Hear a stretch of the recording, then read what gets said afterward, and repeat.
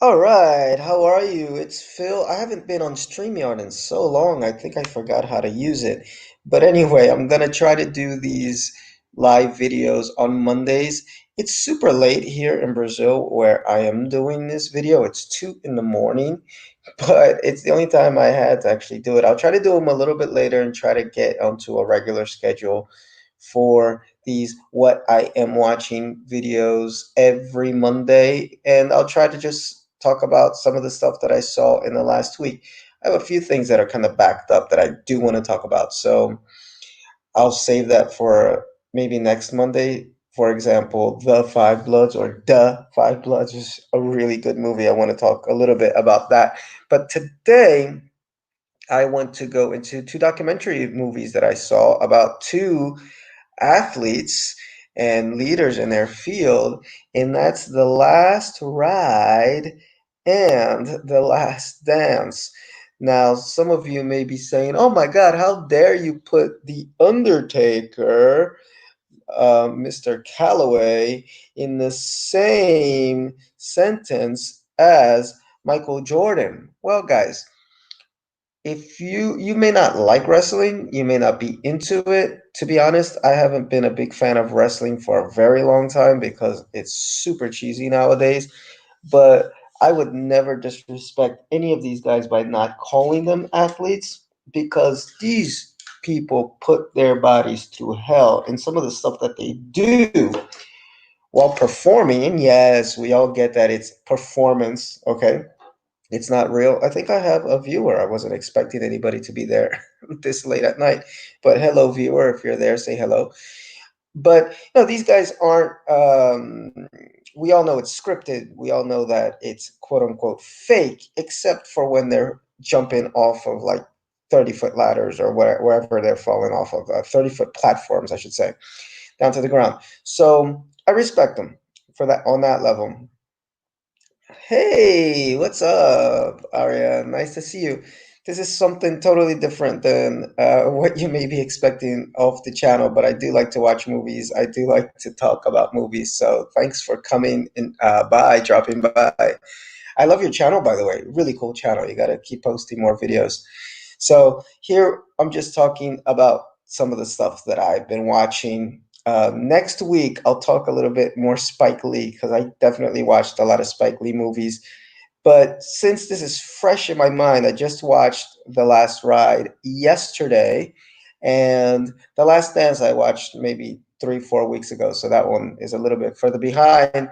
But these movies really connected a lot on the level of we have two of the best in their field, okay?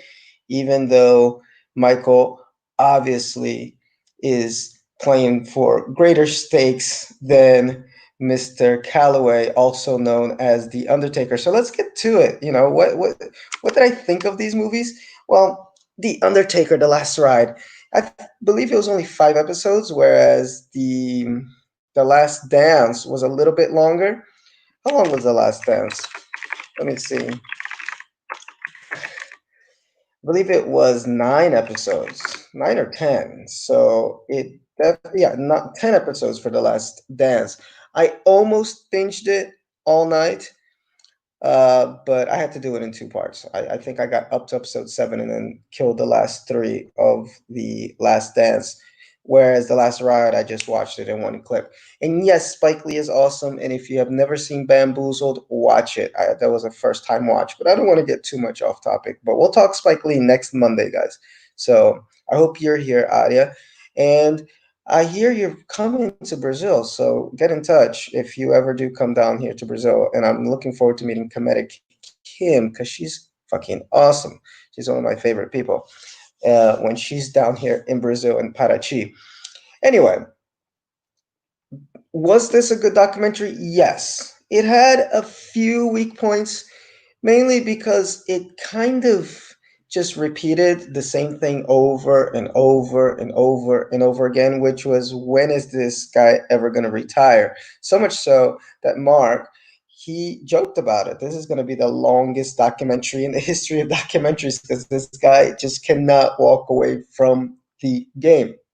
What I thought was cool about it, though, is that he documented his last couple of years as the character The Undertaker. And as a fan of this character from way back when I was a teenager, and the fact that I don't really follow wrestling as much anymore, he was one of the last vestiges of that bygone era of when wrestling was awesome, in my opinion, of course. It was kind of sad when I did see him because I was like, man, he just looks old, he looks tired, he looks broken. He would have one or two matches here. He would show up maybe like once a year to do a match or two. And, it was kind of a shadow, not totally a shadow of his older self, but definitely not, the Undertaker that I remember as a kid. And it was nice to see what was going on in his mind and what the thought process of, yeah, I gotta retire, but yeah, I want to retire on my terms with that final match, which is going to be perfect for me and make the fans say, yes, this guy was the best there ever was, as if we didn't already think that. So that part of it was really interesting because it gets into the mind of someone who's built an empire, built a legacy. Like, when can they step away from that?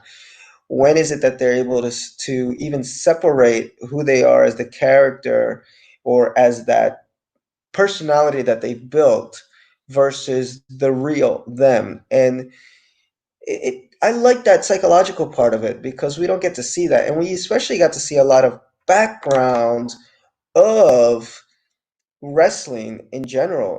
For the longest time, you can see here this image of all of the faces of The Undertaker up to 2019. He's been around since 1990. And I remember as a kid, I mean, I thought this guy was for real.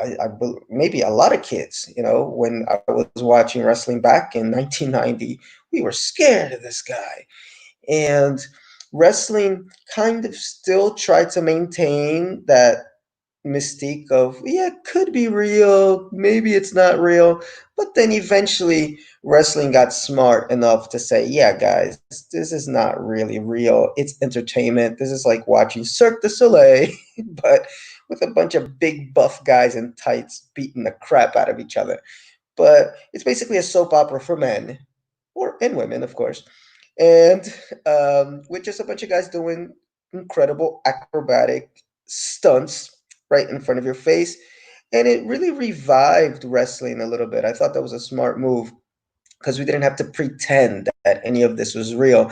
But even still, The Undertaker was one of those few characters that never broke, what was it called? Kayfabe?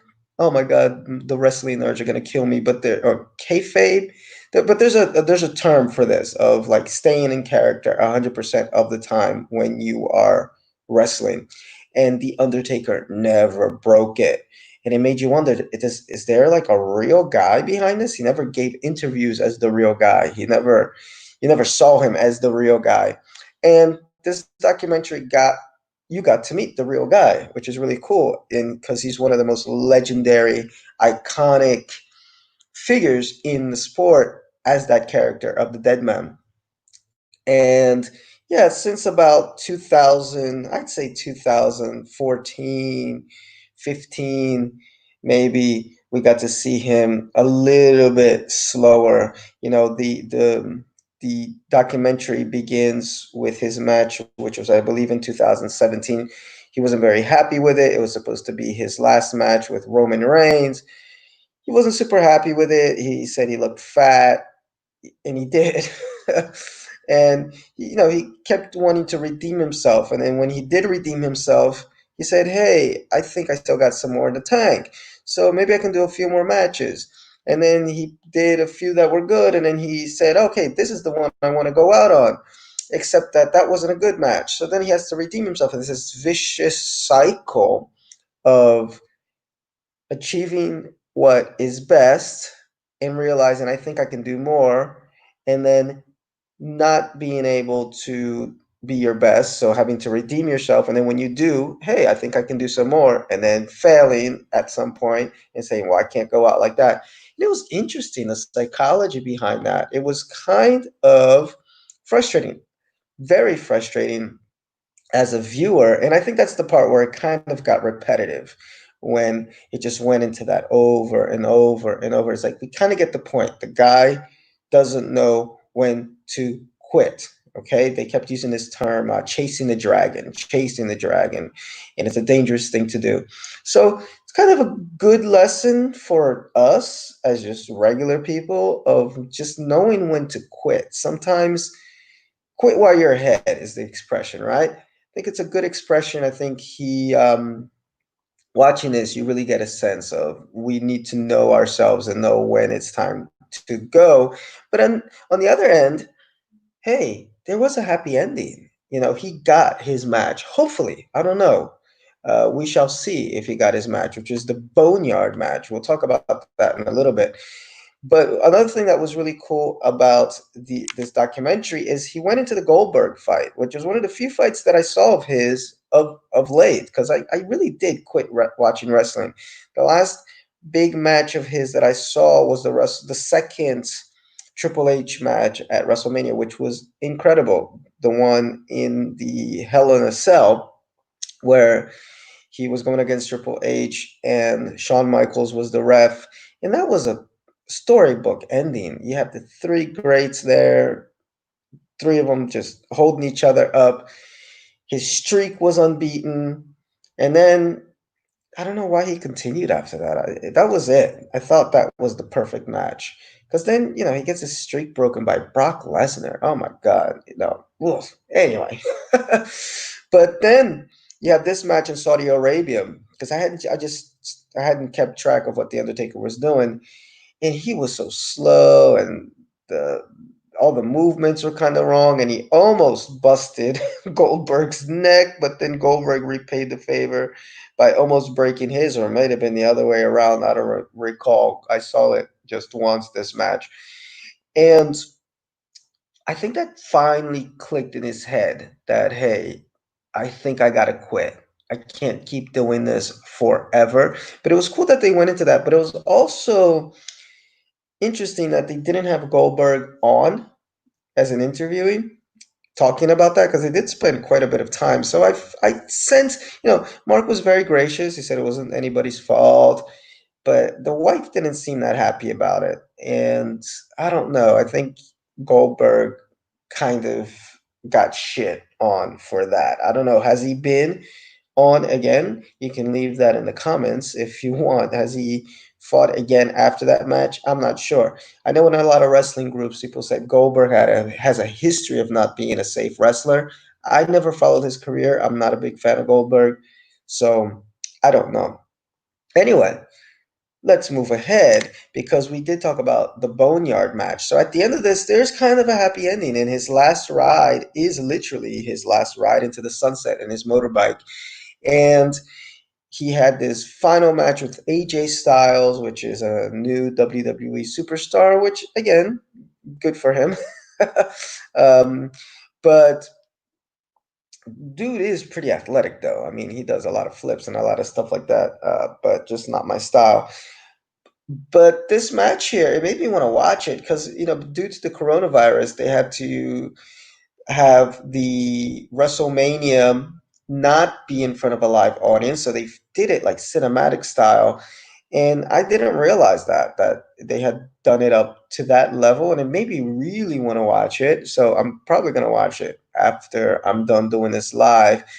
And I hope Mark, and I'm calling him Mark, like I know him, he's my friend Mark, but he gave us Mark in this documentary finally, and I think he's given enough as the Undertaker where we as fans are good. Man, we know how hard you've worked. You've had a few bad matches in the last couple of years, but you've made up for them. We understand. We forgive. It's like Ric Flair when he was getting ready to retire. He didn't always have the best matches, but man, it was Ric fucking Flair. He just went out there 100%, did his best.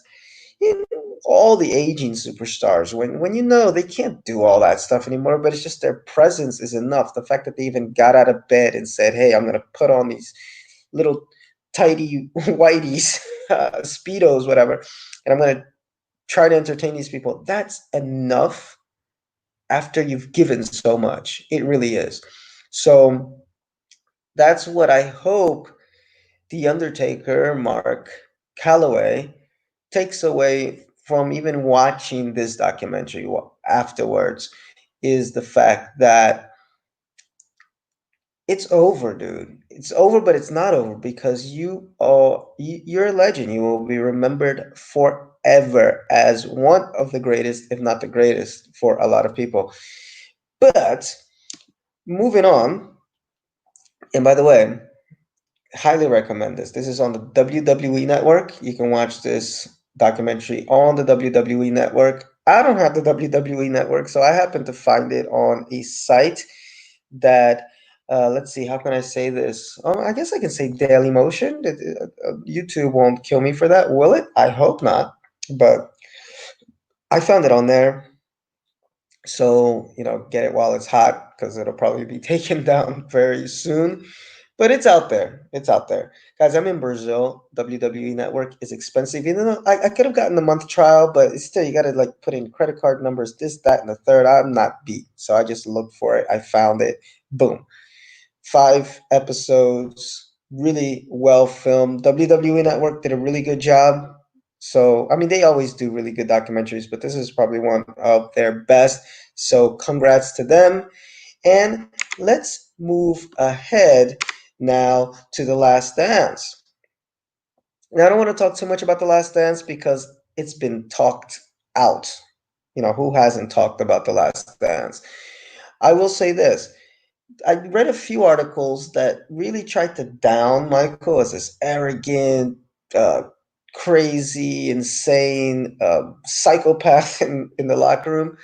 And I didn't feel that. I didn't feel that at all. One, because all these gentlemen that you see here on this screen all gave interviews. They all loved Michael. They all loved what Michael was able to bring out of them. People as different as Dennis Rodman and dude that I don't remember. I don't even remember his name. Oh my God, that's so terrible. But that's because really, I mean, that's the greatness of Michael. Like this is just a guy. I think they were talking about that on one of the ESPN shows. Like Michael was able to take just guys that just would have been role players on any team, but you would never remember them out of the pantheon of greats in the NBA.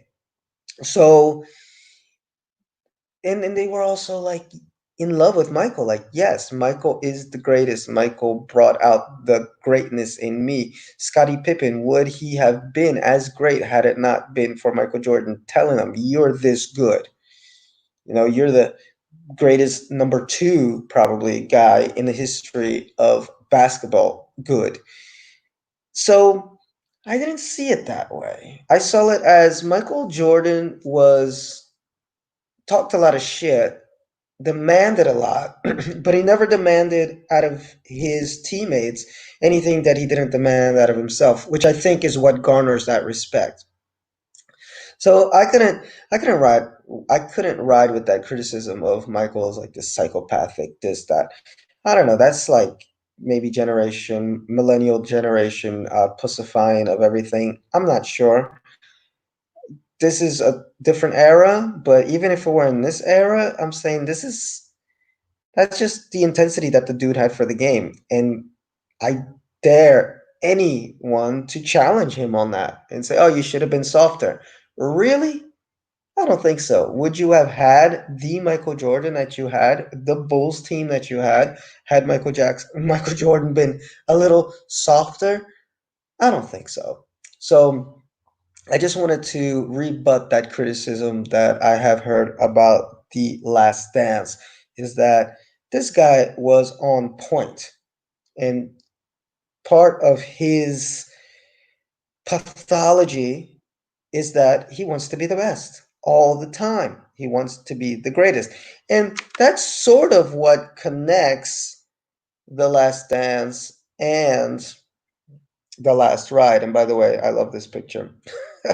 There's no doubt after watching this that Michael Jackson is Michael. I said Michael Jackson again, right? They did a great video together, by the way, Jam. that Michael Jordan is the GOAT. He's the greatest of all time. And not just on the basketball court, but in the locker room. And just as the personality that he was outside of the game, the guy was the greatest of all time. But what connected these two documentaries for me is that they both dealt with this idea of having to walk away from something that you've done for so long. When is it finally over? When can you say, I have built my legacy, I am done with it? It's not easy. Okay, we have here 10 characteristics of a mentally tough athlete. They never give up. Duh. But that includes their career sometimes, and that's where it becomes so dangerous for them, so deleterious for them and their mental health, right? But everything else, we got there. They're consistent. They have a strong sense of self-belief. Yes, yes, yes. Michael Jordan and Mark Holloway. They problem solve. They believe in themselves, obviously. They are comfortable with trial and error. They don't mind losing, but as they get older, it seems like it's harder to accept sometimes because they can't understand that their body is not on the same level as their mind, right? In their heart, their body is just not responding. They're open to change. Obviously, Mike Holloway went through his period where he was the American badass. He had to change the Undertaker character during the Attitude Era because the Attitude Era on WWE, or maybe it was still WWF at the time, it was all about talking and trash talking and talking a lot of smack and talking quick. Undertaker was the silent assassin. You know, he didn't say much. So he was willing to try to change that to make his character work. And of course, Michael, you know, the man could fly, but you know his knees could only let him fly for so long. So he went mid court, or what do you call that? Mid range, not mid court. Fade away master. You know, that's Michael Jordan of the later years because he said, "Hey, I don't need to be dunking all the time in order to win championships, and I can pass the ball, and I can have other guys on the team that can step up when I need them to step up. They understand their strengths and weaknesses." Now, this is where I don't know, you know? What was Michael Jordan's weaknesses? What were the Undertaker's weaknesses? I think their weakness is that they just didn't know how to quit. But I don't know if they understood that. It took a long time for them to understand that because you saw Michael came back with the Wizards and he played damn well. You know, if you ever discard Michael Jordan's time with the Wizards, then you weren't watching, you weren't looking at the numbers. What screwed him up those 2 seasons was his age. Is that his knees just went bye bye. He had that little crash with one of his own players. It crashed into him, and that killed him. But he was putting down. He was averaging about 20 some points per game. I think he was I think top three at one point player, top three or second, maybe behind Kobe. um, as far as point average, he was throwing down 40s per game, 50s per game. So, dude, he was still playing at a high level at 39, 40. I think that was when he came, right? 39 to 41. I think he turned 40 midway through the season. So the guy could still had game, but his body said no, right? These guys have goals. And of course, his team sucked. He could have easily gotten into deep playoff position if he had been on a better team, and probably would have been in the playoffs that first season. And who knows how far they would have gone. But um, yeah, that's very unfortunate. They are organized in order to achieve their goal, but again, we're going back to this thing of they never give up. So these two documentaries really reflect on two people that are very similar in their mentality, as far as how much they care for the business with the Undertaker and how much he cared for his character, for his fans, what he wanted his fans to understand about him, and how much he loved what he did, and how much he loved the fans for being there for him. And Michael Jordan was the same. He just had a love for this game that is unparalleled, unmatched. For me, even though I'm not a fan of his, the only person that comes close is Kobe, which, by the way, I don't get this whole LeBron conversation for GOAT, man, and skipping Kobe. I mean, Kobe is incredible. It was, sadly. And I'm saying this as a non-fan. I'm not a huge fan of LeBron either, but I've had moments where I've been like, yeah, I'm cheering for LeBron. Very few of those moments.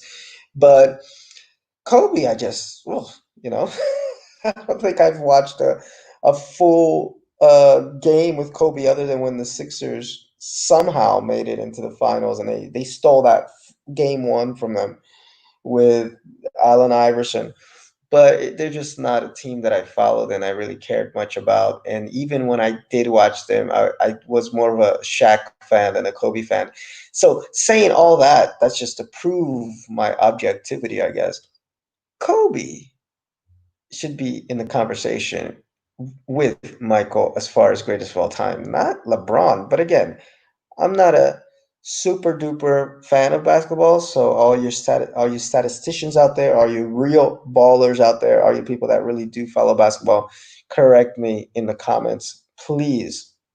But I don't know. I just thought Kobe had as close as you can get to that aura beyond the game and on the court that Michael did since Michael. So, well, he took a lot of his game too, but with permission, though, with permission, he took a lot of his game. Anyway, so yes, guys, those are the two documentaries that I watched this weekend, and I think we can go back to slide number one and just really recommend these two for you guys. If you are a fan of wrestling, obviously you're gonna love this. If you're not a fan of wrestling, I think it'll be a little bit harder to watch and really be invested in. But I kind of feel the same way about the Last Dance. I mean, if you're not a fan of basketball, you're probably gonna fall asleep halfway through it. I mean, because a big part of the documentary is it's not just the story of Michael Jordan, but it's the story of this team and of the game of basketball and what he represented to the game. And different episodes focus on different players and, of course, Coach Phil Jackson. So I say players as far as the chess pieces to make that last season with the Bulls what it was and have them win that last championship. So if that doesn't interest you, not sure if you're even gonna like The Last Dance, although it's a little bit more accessible than The Last Ride. Now, if you're a sports fan and you like to get into the minds of these athletes, I think both are really good. I think The Last Ride tends to get a little bit repetitive in episode 3, 4, but they're lulls, okay? Because each episode does focus on one big match that he's setting up for that you think is going to be the last one until it isn't. So there is that. It's not just 5 episodes of him just crying about, oh, I want to retire, but I'm not. I'm going to retire, but I'm not. He does that, but at least you see the buildup for what makes him go back one more time and what makes him try to chase that final match one more time until he got the Boneyard match. I I say, and I'm probably a lot of fans of the Undertaker would say the same. That was the best way to end it.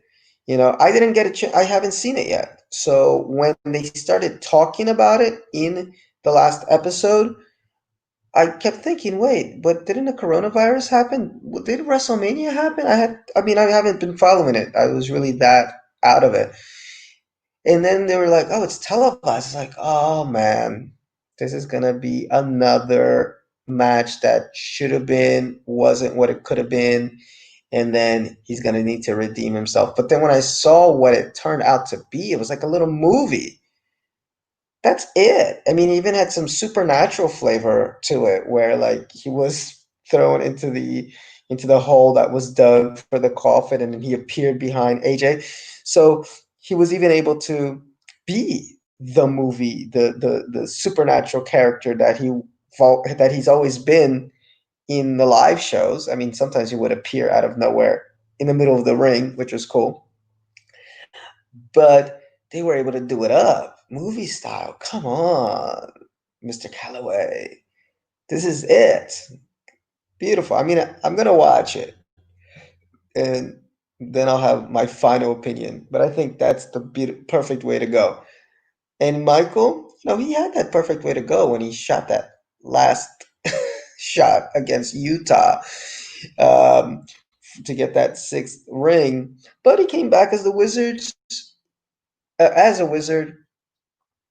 Wasn't that storybook ending, but it was, for me, as someone that didn't follow basketball as a teen, it was always in the periphery. I was much more into some other sports than basketball, but obviously I knew who Michael Jordan was. Obviously, I went to see Space Jam, and Michael, his greatness. Why? Because he was beyond the sport. Even if you didn't watch basketball religiously, you knew who Michael Jordan was and his greatness. But